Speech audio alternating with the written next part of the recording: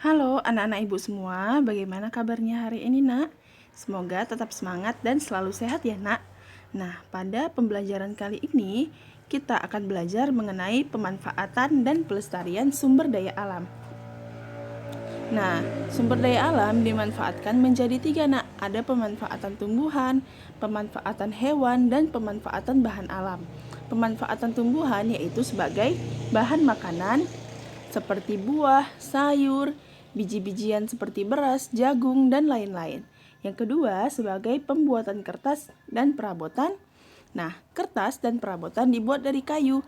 Proses pembuatan kertas yang pertama, diambil kayu dari pohon, kemudian dihancurkan dan dicampur bahan-bahan lainnya sehingga menjadi seperti bubur. Nah, kemudian bubur kayu tersebut dipres, dihilangkan airnya sehingga menjadi gulungan kertas seperti pada gambar.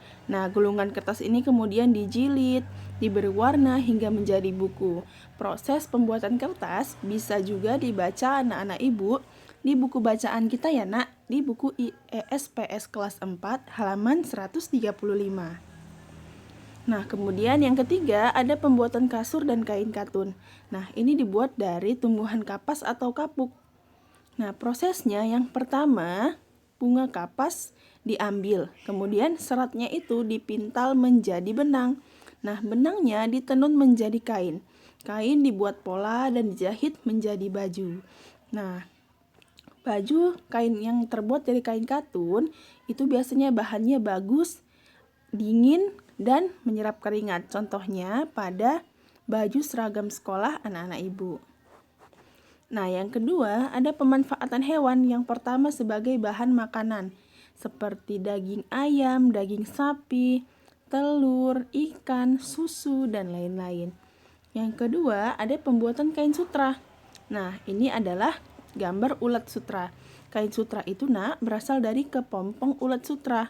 Nah, sama seperti pembuatan kain katun tadi, kepompong ini akan diambil serat benangnya dengan cara dipintal. Kemudian serat benang tersebut, benang sutra tersebut akan ditenun menjadi kain. Nah, kain sutranya ini akan dijahit menjadi baju.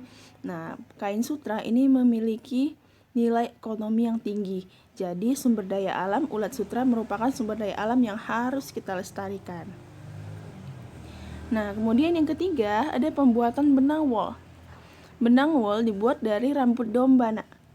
Nah, rambut domba ini sama seperti pembuatan kepompong ulat sutra tadi. Rambut dombanya diambil seratnya, dipintal menjadi benang. Kemudian benang tersebut dirajut menjadi sweater, menjadi selimut. Nah, biasanya bahan-bahan pakaian yang terbuat dari benang wol ini digunakan pada saat musim dingin karena sifat benang wol yang hangat. Nah, yang ketiga ada pemanfaatan bahan alam.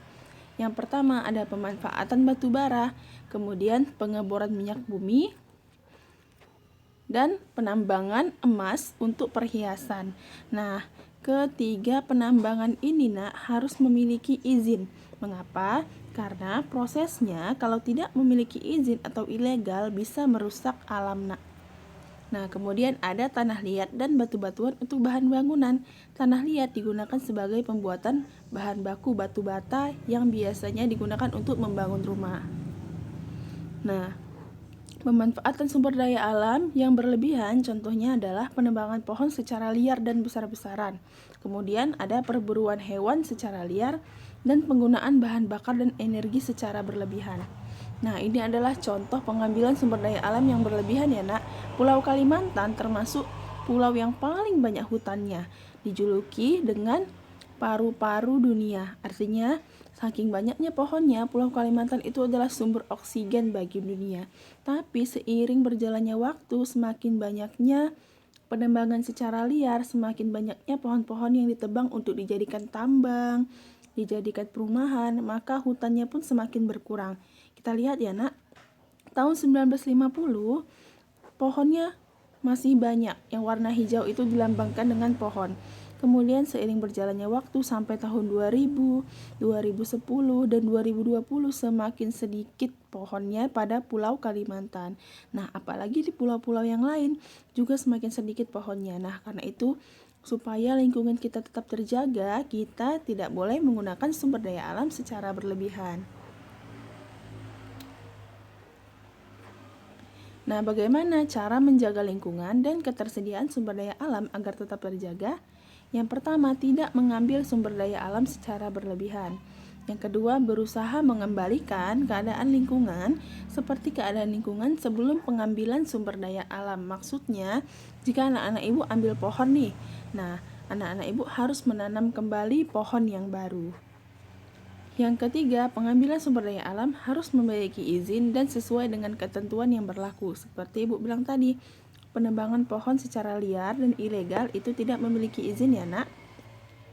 Nah, yang keempat, menghemat penggunaan bahan bakar dan energi ini bisa dengan cara yang paling sederhana, yaitu dengan tidak memboros listrik. Kalau siang hari dimatikan lampunya, kalau cuacanya sudah dingin bisa dimatikan AC atau kipas anginnya, seperti itu. Nah, kemudian yang kelima, mendaur ulang barang-barang seperti kertas, plastik, logam, dan kayu.